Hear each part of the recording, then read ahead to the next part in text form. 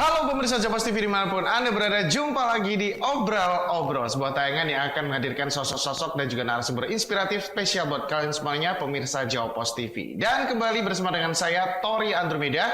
Untuk hari ini, lagi-lagi masih kita akan membicarakan banyak hal terkait Pilkada Serentak 2024. Khususnya menjelang tanggal pencoblosan ya, 27 November 2024, di mana kita akan bersama-sama memilih calon-calon kepala daerah di seluruh Madiun Raya khususnya. Dan untuk hari ini kita sudah kedatangan salah satu sosok yang nantinya akan mewarnai kontestasi Pilkada Serentak 2024, di mana beliau ini kayaknya calon AE2 lah ya, yang bisa dibilang menjadi favoritnya ibu-ibu. Mungkin karena beliau ini ganteng, muda, dan berbahaya. Muda, beda, dan berbahaya itu kata SID. Tapi seberapa ganteng program-programnya, seberapa berbahaya sepak terjangnya, langsung saja tanpa berlama-lama lagi kita akan sambut, ini dia Mas Aldi Prastianto SIKO. Assalamualaikum warahmatullahi wabarakatuh. Calon wakil wali kota Madiun yang akan mendampingi Mbak Indara. Siap Ya. Apa kabar Mas Aldi? Baik, sehat Mas. Alhamdulillah sehat, selalu seger ya, habis mandi ya. Ya kalau ngelihat Mas Aldi itu selalu fresh, selalu charming, selalu shining, shimmering, splendid gitu ya. Apalagi masih muda dan pada akhirnya juga mantap untuk terjun ke politik. Tapi tentunya Mas Aldi, sebelum kontestasi Pilkada Serentak 2024 ini berjalan, pastinya juga sosok Mas Aldi ini bisa dibilang cenderung baru lah ya di Kota Madiun. Jadi ada beberapa masyarakat yang masih belum mengenal lebih dekat. Jadi biar lebih dekat dan biar lebih sayang lagi, bolehlah perkenalan dulu lebih dekat dan lebih lengkap Mas Aldi ini. Silakan Mas. Jadi Mas Tori, saya terima kasih pertama-tama sudah diundang ke Radar Madiun. Terima kasih banyak juga Mas. Dan ini menjadi pengalaman pertama saya ke depan. Insya Allah perjuangan ke depan ini tentu tidak mudah, tetapi dengan adanya Radar Madiun yang terus mempromosikan dan terus memberitakan secara positif, ini menjadi sebuah animo yang amat luar biasa bagi kami, pasangan nomor satu, dan ini menjadi sebuah harapan baik ke depan kontestasi demokrasi ini berjalan secara maksimal. Amin, amin, amin. Tadi dikatakan cukup baru ya, gitu. Ya memang kalau dibilang baru hari ini, terjun ke politik juga baru. Sebetulnya latar belakangnya sebagai pengusaha, organisatoris gitu ya. Terus kemudian juga kita juga banyak aktif di dunia sosial gitu. Nah setelah kita aktif di dunia politik ini, banyak pengalaman-pengalaman baru. Tapi kalau bicara Kota Madiun ini juga nggak baru-baru banget. Karena kan saya juga masih ada family Mas dari dulu. Dan bisa dibilang kesan pertama ketika saya kenal Kota Madiun itu dari makanan. Jadi waktu usia 3 tahun, saya pernah dibawa oleh bude saya ke sini. Terus pertama kali saya itu makan kue pukis itu di Kota Madiun. Pukis? Kue pukis. Jadi kalau sampai sekarang saya ini nyicipin kue pukis dimanapun berada, itu saya teringat Kota Madiun.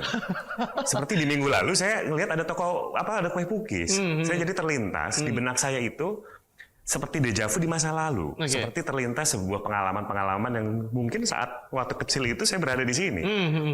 Sampai akhirnya saya terjun di dunia politik ini salah satunya ya karena saya juga melihat faktor-faktor sosial ya, masyarakat yang mungkin saya rasa masih kita perlu tingkatkan dan kembangkan lagi, Mas. Gitu sih. Lahirnya mungkin di mana, Mas Aldi? Kalau saya lahir di Jawa Barat sebetulnya, Jawa Mas. Barat. Bapak saya ini aslinya orang Madura, orang Sumeneb. Ibu saya itu orang Banten. Ibu saya itu Ratu namanya. Oh namanya Ratu. Ibu Ratu gitu ya? Ibu Ratu. Ratu Asti. Nah, bapak saya itu Madura asli, Sumeneb teretan. Jadi saya waktu saya lahir 6 bulan itu saya dibawa ke Madura. Bapak saya itu kan dokter. Ibu saya itu kan pensiunan Bank Indonesia. Jadi bapak saya sibuk praktek, ibu saya pensiunan waktu itu masih sebagai karyawan di BI di Kebon Sirih di Jakarta gitu ya. Saya langsung dibawa ke Madura oleh bude saya itu, dibawa ke sana. Terus kemudian saya juga hampir 3 tahun di Sumeneb, Mas. Jadi saya ngalamin waktu itu kan belum ada Suramadu. Jadi kita dari Surabaya, Tanjung Perak itu nyebrang, naik kapal, feri, 45 menit dari Bangkalan itu sampai ke Madura, Sumeneb itu hampir 4 jam. Kalau Lebaran bisa lebih lama, gitu loh. Jadi kita ini jadi apa ya, merantau itu kan harusnya dari desa ke kota. Ini enggak, dari kota ke desa. Karena orang tua itu banyak di Banten, di Serang, sama banyaknya itu di Madura. Gitu. Saya lahirnya di Jawa Barat. Tapi kan kita ada family juga di sini. Tapi kalau basicnya sebenarnya Mas Aldi ini sebelum jadi politisi, sebenarnya wirausahawan juga. Wirausaha juga, saya aktif di KNPI, jadi bendahara di DKI 6 tahun. Saya aktif pengurus di HIPMI, saya aktif di Kadin juga. Kemudian juga saya juga mendirikan sebuah organisasi anak muda, namanya INAYES, Indonesia Youth Economic Society, di mana organisasi itu bergerak dalam bidang peningkatan kapasitas, kompetensi, keterampilan yang goalsnya itu bagaimana memunculkan anak-anak muda yang siap bekerja. Karena tantangan hari ini kan anak-anak muda itu ada dua, mereka butuh usaha sama butuh kerja. Jadi ketika saya mendirikan organisasi itu, ujung-ujungnya kan bagaimana menjadi manusia yang bermanfaat. Nah, jadi ya muaranya pasti ke politik. Gitu. Tapi sudah punya basic, sudah punya background ya. Karena di politik dengan dunia sosial kan sama sebetulnya. Setidaknya dari background usaha sosial ini juga tidaknya bisa diaplikasikan ke politik dan juga bisa diimplementasikan untuk keberlangsungan, kemaslahatan masyarakat gitu ya. Nah, menarik ketika Mas Aldi pada akhirnya muncul di Kota Madiun sebagai calon wakil wali Kota Madiun mendampingi Mbak Indah. Ketika sebelumnya juga ternyata Mas Aldi ini sempat hampir almost bertarung juga di kontestasi pilkada di daerah lain, yaitu di Majalengka dan Salatiga. Bisa diceritakan, Mas? Kenapa pada akhirnya berlabuh ke Kota Madiun dan mendampingi Mbak Indah? Ya, sebetulnya dari tahun lalu juga kan saya sudah warawiri ya di Kota Madiun. Memang nggak ada aktivitas politik gitu loh. Pure betul-betul kita ini juga pengen, waktu itu kan saya punya INAYES ya, yang saya ceritakan. Saya cerita dengan Mbak Indah bagaimana kita juga membuka INAYES di Kota Madiun gitu ya. Sampai akhirnya ada ketertarikan di dunia politik gitu ya. Waktu itu saya kenapa di Majalengka ya, karena Majalengka itu kan satu sudah punya bandara. Jadi bandara terbesar kedua se-Indonesia itu Kertajati. Selain Soekarno-Hatta terus Kertajati. Dan secara infrastruktur juga sudah cukup lumayan ya, walaupun kemiskinannya masih keempat terbesar se-Jawa Barat gitu. Targetnya memang mau menang gitu Majalengka, karena lihat peluangnya dan sebagainya. Sampai pada saat itu kita nggak dapat koalisi ya, nggak dapat partai koalisi karena ya tahu ya, waktu itu kan diborong semua nih sama sebelah ya. Jadi kita ditinggal waktu itu ada putusan MK. Sampai sebulan sebelumnya saya agak gelisah gitu loh. Agak gelisah dalam arti aduh gimana ya gitu. Kita sudah gerak gitu loh. Baliho juga sudah banyak, spanduk juga sudah banyak gitu ya. Dan perjuangan sampai ke sini juga kan kita mengorbankan pekerjaan, mengorbankan keluarga gitu. Waktu, tenaga lah. Kalau ini nggak jadi maju, akan jadi timbul pertanyaan, terutama dari keluarga. Ini kemarin itu serius apa cuma sekedar buang-buang waktu main-main gitu ya. Akhirnya saya waktu itu karena maju dari Majalengka itu awalnya dari PKB, waktu itu saya minta ke DPP PKB, coba dicarikan alternatif lain. Saya buka di sini ya, ini sebetulnya hidden ya. Ini sebetulnya hidden dan belum saya buka di tempat lain. Ini pengakuan. Pengakuan. Apa itu? Sebetulnya sebelum di Majalengka, sebelum di Salatiga, saya sempat hampir banget waktu itu ke luar Jawa. Pilkada juga? Iya. Sebagai? Sebetulnya tawaran ini sebetulnya sebelum saya bingung di mana ya. Waktu itu saya nggak tahu itu serius apa enggak. Itu nanya, kamu mau nggak usah di Majalengka? Saya nggak perlu sebutin siapa orang DPP-nya. Tapi nanti saya coba, waktu itu mungkin dia belum ada kandidat wakilnya. Jadi wakil gubernur di Lampung waktu itu. Mendampingi Yai Mirza yang diusung Kim Gerindra waktu itu. Karena kan paketnya Gerindra dan PKB di Lampung itu.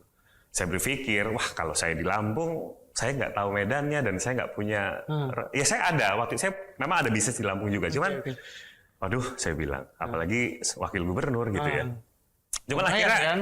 Provinsi kan? Provinsi juga saya masih baru. Tapi tentunya kita tahan dulu Mas Aldi ya. Sepertinya semakin seru ya. Ada beberapa rahasia-rahasia yang akan diungkapkan ya. Ini bukan acara gosip, tapi nanti kita akan mengungkapkan hal-hal lain yang mungkin Mas Aldi akan katakan di obrol-obrol episode kali ini. Jadi jangan kemana, tetap di obrol-obrol.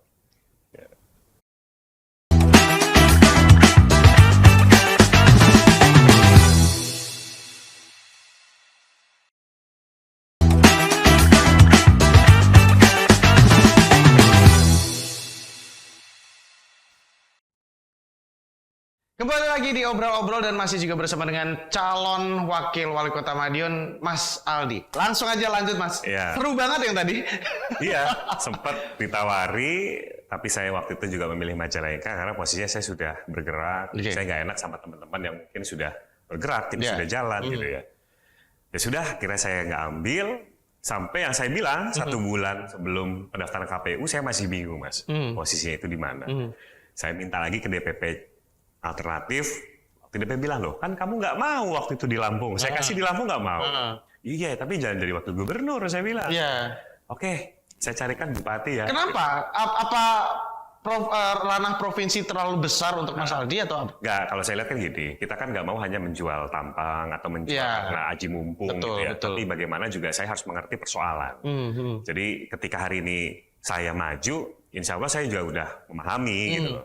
Tapi kalau saya nggak memahami sebuah persoalan, rasa-rasanya juga saya ngerasa gini kan, tugas-tugas politik ini kan bukan hanya kekuasaan, tapi Iya. pengabdian. Pengabdian ini Betul. relate dengan bagaimana kita memahami sebuah persoalan. Betul. Ya, apa sih yang ada di persoalan itu kan pertama kondisi di lapangan seperti apa masalahnya. Kedua adalah hajat hidup orang banyak itu yang dibutuhkan apa. Nah kalau 2 indikator ini kita nggak memahami ya kita kan juga percuma juga. Ya, apalagi mungkin dengan lingkup provinsi, wakil gubernur kan berarti waktu itu di Lampung, dengan beberapa daerah-daerah kecil yang mungkin belum tahu permasalahannya. Dan waktunya mepet juga. Ya, dan tiba-tiba banget sih itu. Tiba-tiba Tiba-tiba gitu banget ya. nggak sih? Tiba-tiba jadi wakil banget. gubernur. Terus sampai akhirnya kita mau dibawa ke Lampung waktu itu pilihannya, ini saya buka aja ya. Ada Tenggamus, ada pesisir barat, Lampung Tengah, Lampung Timur. Lampung Timur itu menarik, waktu itu kota kosong. Oke. Sama Lampung Utara. Terakhir ujung-ujung di Lampung Utara. Jadi sempat 1 minggu ini kita udah berdiskusi kan, ini di mana ya gitu. Di mana ya sampai akhirnya di Lampung Utara. Cuman nggak jadi juga di Lampung Utara. Posisinya karena saat itu pertimbangannya karena keluarga sih ya. Oke. Kita terlalu jauh juga. Nah akhirnya setelah dari situ karena dari parpol juga merasa kasihan sama saya gitu ya. Sudah berjuang, sudah survei juga ke Lampung. Ya. Sampai ya sudahlah kita carikan saja di Jawa Tengah. Dibilang gitu. Itu awalnya kenapa muncul Salatiga. Nah kenapa Salatiga? Karena waktu itu basis si parpol itu di Salatiga juga dibuat. Sama di Kendal. Karena Jawa Tengah itu bisa dibilang juga kandang banteng lah ya. Iya Banteng sama Ijo kan. Ijo, sama partai PKB itu. Waktu itu di Kendal. Saya bilang kenapa Kendal? Ya karena Mas Diko mau ke Semarang. Jadi ini peluang kamu gantiin Diko. Nggak mungkin kan dari Diko yang usianya seumuran tiba-tiba ketua lagi PBB. Waktu which is kan kita masih punya figur gitu loh. Ya. Terus saya bilang ya sudah kita coba. Cuman nggak tahu kenapa tiba-tiba saya milih kota Salatiga berhubung istri juga orang Salatiga. Oke. Gitu loh. Ada kedekatan lah ya. Ada kedekatan personal. itu, ada kedekatan itu sampai akhirnya ya sudahlah saya mantap di Salatiga. Nah di Salatiga juga nggak sampai tuntas sampai pendaftaran. Ternyata di last minute kalau nggak salah di hari Selasa. Itu di hari Selasa itu waktu-waktu genting Mas buat saya. Dimana putusan MK kan di situ keluar tuh muncul. Betul. Terus saya di hari itu juga di hari Selasa saya ingat betul posisi di Salatiga saya ke Solo. Saya ke Solo, posisinya saya menunggu instruksi dari DPD PKB Jawa Tengah. Arahannya waktu itu Gus Yusuf ketuanya. Nanya, saya minta waktu Gus Yusuf gimana kondisi saya gitu loh. Gus Yusuf bilang ya udah kamu tunggu besok. Itu besok ada rapat balik DPR gitu ya. Mudah-mudahan nanti putusannya tetap kita pakai putusan yang MA, bukan yang MK gitu ya. Oh ya sudah gitu. Akhirnya saya sudah ketemu Gus Yusuf di Magelang. Saya ke Jakarta naik mobil.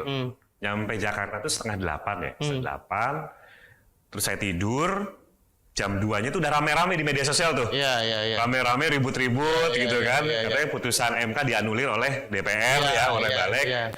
Dan saya anggap waktu itu masih biasa. Nah kebetulan jam 6:30 kok serius. Ada muncul biru ya, ada Garuda biru itu. Sini darurat dan besok mahasiswa mau geruduk DPR. Wah, saya bilang, serius nih, saya bilang gitu. Akhirnya di hari Kamisnya ternyata betul mahasiswa geruduk DPR waktu itu kan sampai chaos juga sampai malam dan di situ juga masih nggak bergeming. Di hari Rabunya ya di hari Kamis akhirnya DPR kan mau paripurna di cancel ya waktu itu nggak jadi karena tekanan dari masyarakat dan lain sebagainya. Jadi setelah itu ada putusan MK Dan hari Jumatnya betul-betul akhirnya DPR meminta KPU menurunkan PKPU ya, peraturan KPU yang baru bahwa mengacu pada putusan MK yang final dan mengikat. Ya sudah, akhirnya pakai putusan itu, ya otomatis saya nggak bisa maju sama si calon wakil saya karena usianya 25 tahun itu. Ya di situ saya udah mulai, wah ini udah tertutup nih saya gitu ya. Saya udah tertutup harapan saya. Saya juga udah nggak tahu lagi karena waktunya udah Jumat, Sabtu, Minggu, Senin, Selasa, udah 4 hari. Which is Sabtu, Minggu, Senin, Selasa, 3 hari menjelang pendaftaran KPU dibuka gitu. Saya harus cari wakil lagi kan, nggak mungkin gitu. Dan singkat cerita pada akhirnya ada tawaran dari Mbak Indah. Ya telepon hari Sabtu saya ingat betul, dia nge-DM saya minta nomor WA.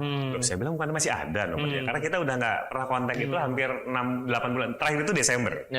Desember 2023. Tapi di Instagram kita masih komen-komenan, di DM masih WA gitu. Tapi dia tuh nanya ada apa gitu loh. Ternyata 10.45 saya ingat betul, saya telepon beliau karena dia bilang nanya nomor, saya telepon. Ya akhirnya dia nanya, gimana Mas perkembangannya di Majalengka? Nanya ke saya gini. Cuma saya nggak cerita di Lampung saat itu. Terus saya juga, akhirnya saya cerita, ini saya juga kemarin dari Salatiga.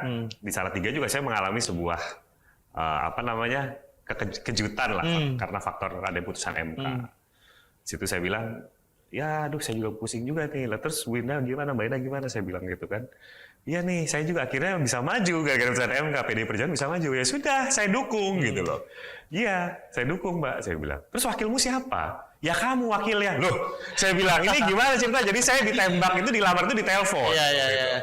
Tapi pada akhirnya setuju untuk mengatakan oke, keluarga gimana waktu itu? Nggak tahu. Karena waktu itu saya ini takutnya berubah lagi. Oke. Ini saya masih menyimpan rapat-rapat kemana saya berlabuh. Karena taunya masih Salatiga waktu itu. Oke. Dan saya nggak pernah menceritakan sebuah dinamika yang rumit, yang pusing-pusing saya nggak pernah cerita. Saya pendem aja, apapun itu saya pendem. Tapi menarik Mas, kalau melihat pasangan nomor 1 ini, Mbak Indah dan juga Mas Aldi ini kan masih muda-muda lah ya, energinya masih banyak, masih bisa kemana-mana. Termasuk bagaimana pada akhirnya bisa memaksimalkan potensi pemilih muda, Mas. Ini juga menarik. Ini Mas, kita selalu mengilustrasikan gini, kita mau nyari orang yang lama atau mau nyari orang yang pengalaman. Oke. Gitu. Pengalaman itu bukan soal usia, jadi gini ilustrasinya. Ketika kita memilih supir, Mas Tori memilih driver yang lama bekerja atau driver baru yang punya pengalaman. Gitu ya. Memilih yang mana? Yang lama atau yang pengalaman? Pokoknya sih aku diantar nggak nabrak gitu aja. Kayaknya memang itu dua hal yang berbeda. Iya. Orang lama belum tentu pengalaman, tapi anak muda walaupun masih muda tapi bisa banyak pengalaman karena faktornya berada di Jakarta. Iya. Seperti itu. Mas Tori bayangkan, ketika driver itu sudah lama, dia itu memilih rute yang paling itu saja. Jadi dari sini misalkan mau ke, kita ilustrasi di Jakarta lah ya, misalkan dari Jalan Sudirman mau ke Tamrin itu lurus saja. Tapi kalau orang yang punya pengalaman kan pasti lewat Kuningan bisa, lewat lewat Senayan bisa gitu ya. Nah karena modal itulah yang saya bilang faktor lama, faktor tua itu bukan jadi masalah. Persoalan kita itu untuk mengabdi. Gitu. Karena tujuan kita itu bukan meraih kekuasaan atau uang, tapi bagaimana kita mengabdi. Dan dengan beberapa skill, pengalaman yang sudah dimiliki sama Mbak Indah dan juga Mas Aldi ini cukup optimiskah untuk bisa menjaring pemilih pemuda? Optimis, Mas. Optimis, Mas. Karena basically kan juga saya entertain. Dulu sebelum saya jadi pengusaha. Sempat jadi host juga nggak sih? Pernah. Model juga? Pernah. Waktu itu host saya dibayar off-air 1 juta pernah. Oke. 1 juta, naik 2 juta, naik 5 juta, 10 juta. Mentok 10 juta udah nggak jadi host. Abis ini jadi backup saya ya, presenter Kalpos TV ya. Dan apakah ada rahasia-rahasia lagi yang mungkin akan diungkap di episode kali ini? Ada. Setelah ini, jadi jarang kemana-mana seperti obrol-obrol.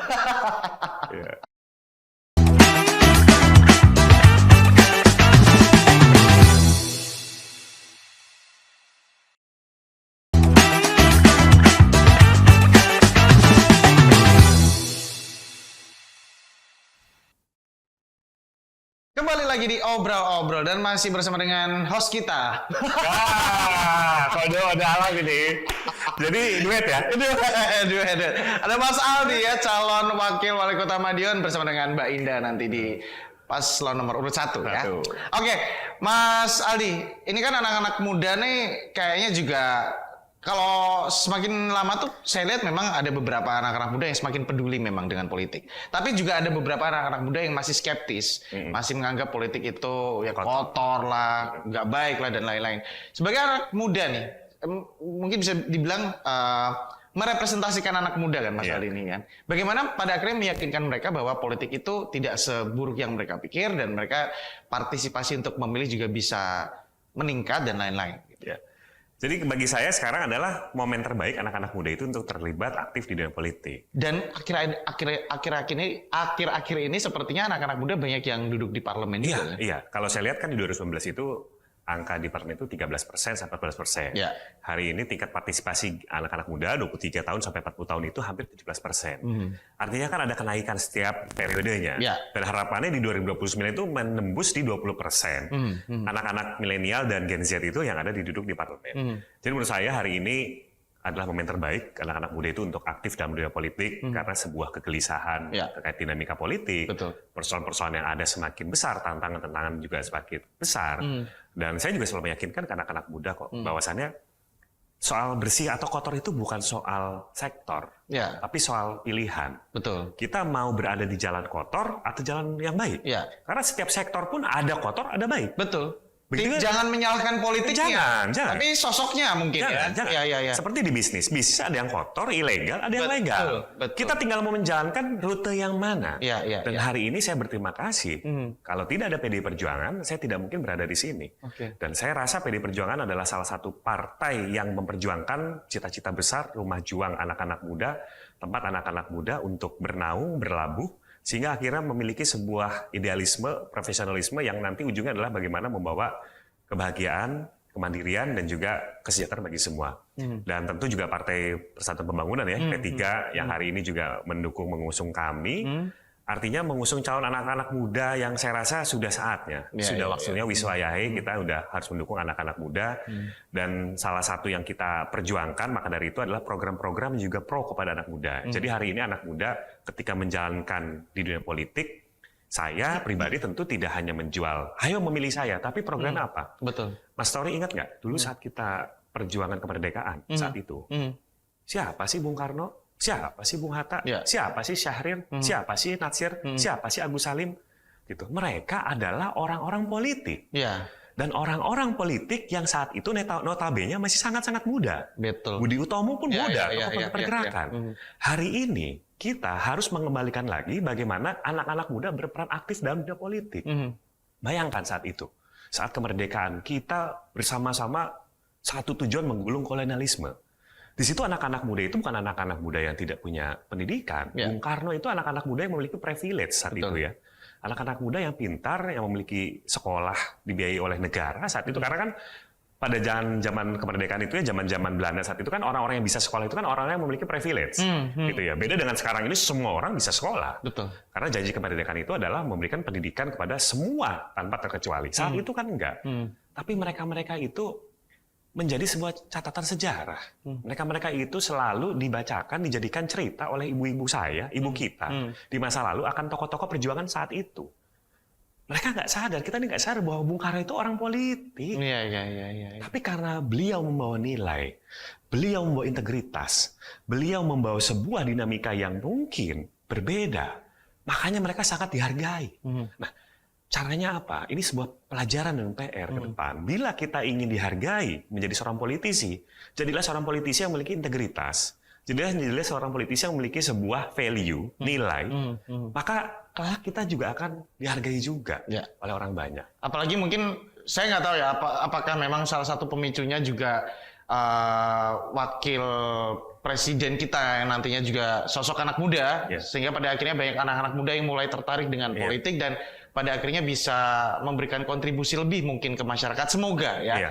Dan ini seperti regenerasi juga ya pada akhirnya, bahwa anak-anak muda ini sudah mulai berani untuk bertarung di kontestasi pilkada, kemudian juga berani untuk memberikan ide-ide dan gagasannya. Dan kalau kita ngomongin anak-anak muda nih, Mas Aldi, ini kan juga tidak lepas dari yang namanya ekonomi kreatif, khususnya di Kota Madiun. Kita kembali ke Kota Madiun. Bagaimana pada akhirnya Mas Aldi dan juga Mbak Indah nantinya bisa memaksimalkan potensi-potensi anak-anak muda, khususnya di ekonomi kreatif? Ini menarik. Indonesia masa depan itu apa sih? Madiun masa depan itu apa sih? Gitu. Yang kita hadapi itu kan nanti 2045. Ya, Indonesia bonus demografi. Betul. Tapi bonus demografi itu jangan sampai jadi bumerang demografi. Harapan bonus demografi itu kan menjadi negeri yang baldatun, thayyibatun, warbun gofur, kan gitu kan? Yang kita cita-citakan bersama. Nah, harapannya ke depan adalah kita harus memaksimalkan sektor pendidikan. Gitu loh. Jadi pendidikan dulu baru ekonomi kita. Iya dong. Ketika ada pendidikannya itu merasa kita sudah mumpuni, maka orang akan berpikir kita tuh bisa menjadi apa saja. Dan ketika kita menatap sebuah Madiun masa depan, kita berbicaranya itu bukan tanahnya, bukan bangunannya, bukan patung-patung yang ada, tapi kualitas manusianya. Kita nggak bicara sumber daya manusia, karena manusia itu sekarang bukan ditempatkan sebagai dalam sebuah mekanisme pasar yang ditugaskan bekerja memproduksi hingga akhirnya nanti menjadi sebuah sumber gitu ya. Karena dalam literatur juga sudah bukan sumber daya manusia, sekarang sudah ada pengembangan manusia, peningkatan kualitas manusia. Human development, bukan human resource development, ya kan? Bahkan sekarang human capital bisa jadi social capital gitu ya. Jadi hal-hal yang berkaitan dengan Madiun ke depan itu, pendidikan iya, tetapi fokus rumah tangga dan lingkungan itu harus berfokus juga kepada pendidikan yang bukan hanya pendidikan formal, tapi pendidikan non formal. Ada keterampilan, ada minat, ada bakat, sehingga ekonomi kreatif pun akan tumbuh. Bayangkan ekonomi kreatif itu kan sekarang hampir 97% UMKM itu kan menyumbang 88 kerja ya, hampir 97%. Artinya sektor itu sangat diminati dan sangat besar potensinya. Dari mulai kita lahir sampai menghembuskan nafas terakhir itu menggunakan produk ekonomi kreatif. Dari mulai kita lahir, ya kan, bedongan kita kan produk UMKM, ekonomi kreatif. Dari kita meninggal gitu ya, nanti kita meninggal pun pakai kain kafan, ekonomi kreatif juga. Jadi menurut saya ekonomi kreatif ini harusnya jadi tulang punggung besar. Dan ke depan pemerintah ke depan harus bisa memaksimalkan potensi yang ada. Dengan tidak melupakan pendidikan. Pastinya. Pendidikan menjadi dasar, tapi ekonomi kreatif akan bisa mengikuti setelahnya. Karena apa? Ketika kita pendidikan yang tinggi diimbangi juga dengan keterampilan dan juga kemampuan kita apa. Itu biasanya melalui organisasi. Makanya saya selalu mengajarkan kepada anak-anak muda, Anda jangan hanya menjadi sebuah orang yang hari ini datang ke sekolah, ke kampus, pulang, tapi ya sudah. Sama saya itu nggak bawa apa-apa. Tapi bekalnya itu adalah jaringan, networking gitu loh. Kenapa ketika kita mulai masuk ke dunia organisasi, kita punya sebuah pengalaman itu yang kita akan pakai. Gitu kan. Nah, terakhir, Mas Aldi, mungkin ketika misalnya memang nanti masyarakat juga mempercayai pasangan nomor 1, Mbak Indah dan juga Mas Aldi untuk bisa memimpin Kota Madiun, apa sih yang nantinya akan bisa ditingkatkan dan dimaksimalkan beberapa potensi-potensi di Kota Madiun khususnya, dan mungkin sekalian closing statement lah ya untuk menjelang Pilkada serentak 2024 nanti. Yang jelas sih saya coba akan memaksimalkan partisipasi anak-anak muda ya, terutama masyarakat, civil society ini menjadi penting. Jadi partisipasi, kolaborasi ini akan menjadi sebuah kunci pemerintahan ke depan. Dan saya pasti akan juga memanfaatkan saintifis untuk menjadi sebuah kajian dalam hal membangun tata kota. Jadi membangun tata kota ini bukan katanya wali kota, bukan kata wakil wali kota, tapi ada peran saintifis, ada peran sebuah kajian-kajian yang terukur supaya kita juga merasa dilibatkan dalam semua sektor. Ya itu yang jadi harapan yang pertama. Dan yang kedua juga tentu memaksimalkan potensi anak-anak muda ya untuk berkembang. Saya selalu katakan ke teman-teman bahwa anak-anak di Kota Madiun itu nggak kalah sama di Jakarta. Saya tahu persis. Karena saya juga lama di Jakarta gitu ya, jadi saya tahu persis kualitas juga teman-teman di Jakarta. Saya nggak bilang jelek, tapi bagus juga. Tapi artinya nggak kalah. Orang-orang di Kota Madiun itu nggak kalah sama di Jakarta. Bisa kok sebenarnya menyaingi gitu. Cuman kesempatannya nggak ada. Kesempatannya nggak ada, peluangnya nggak ada. Akhirnya sudah mereka begitu-begitu saja. Betul. Nah, pemerintah ke depan juga harus bisa memaksimalkan potensi anak-anak mudanya. Jadi anak-anak muda ini bukan kita memiliki sebuah agenda, Anda harus melaksanakan. Tapi maunya saya, Anda punya agenda apa, kita eksekusi.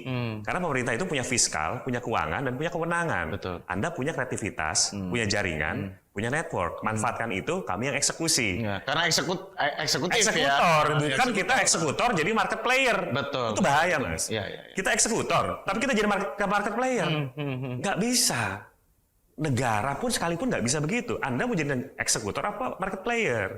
Nah, kita ke depan akan mengkolaborasikan anak-anak muda untuk bisa membangun Kota Madiun menjadi kota yang berkelanjutan. Apalagi Mbak Indah ini kan kemarin sudah membangun, sudah bagus. Apa yang Mbak Indah nggak buat dalam 5 tahun ini? Sangat bagus. Jadi saya mau Mbak Indah meneruskan di periode nanti sama kita. Oke. Dan tentunya dengan proporsi yang lebih dimaksimalkan lagi nanti Pak Indah dan juga Mas Aldi untuk bisa memajukan Kota Madiun khususnya dan juga bisa memaksimalkan potensi anak-anak muda itu. Ya, luar biasa. Terima kasih banyak Mas Aldi sudah mampir ke Jawa Pos TV karena tentunya insight ini perlu banget untuk bisa di-share ke teman-teman yang lain, ke pemirsa Jawa Pos TV karena ya kita bersama-sama akan menghadapi Pilkada serentak 2024 di mana kita juga akan menentukan pilihan kita untuk bisa mendapatkan pemimpin idaman gitu, khususnya untuk Kota Madiun. Apapun yang nanti akan ditargetkan, apapun yang akan dilakukan, semoga juga lancar. Amin, diberikan hal-hal yang bisa berbuah positif juga dari Mas Aldi dan juga tim suksesnya. Dan yang paling penting kemaslahatan untuk masyarakat Kota Madiun itu yang paling utama. Ya, terima kasih banyak sekali lagi. Mas Tori, terima kasih selalu. Mas. Ya, kapan kita diundang lagi ya? Boleh tapi sebagai host ya. Akan menggantikan saya. Atau PO talent. Boleh. Orangnya bagus banget. Oke, terima kasih banyak pastinya untuk pemirsa Jawa Pos TV yang sudah menyaksikan episode kali ini bersama dengan Mas Aldi, calon wakil wali kota Madiun, mendampingi Mbak Indah Raya. Dan pastinya siapapun nanti akan memimpin Kota Madiun, kita harapkan sosok-sosok itu dapat mewakili kita dan bisa memberikan hal-hal yang bisa memberikan insight-insight positif dan juga manfaat yang besar untuk masyarakat Kota Madiun pastinya. Saksikan terus obrol-obrol setiap hari hanya di Jawa Pos TV. Dan akhirnya saya Tora Andromeda mewakili kerabat kerja yang bertugas mengucapkan terima kasih banyak atas perhatian Anda. Sampai ketemu lagi di obrol-obrol episode berikut. Bye.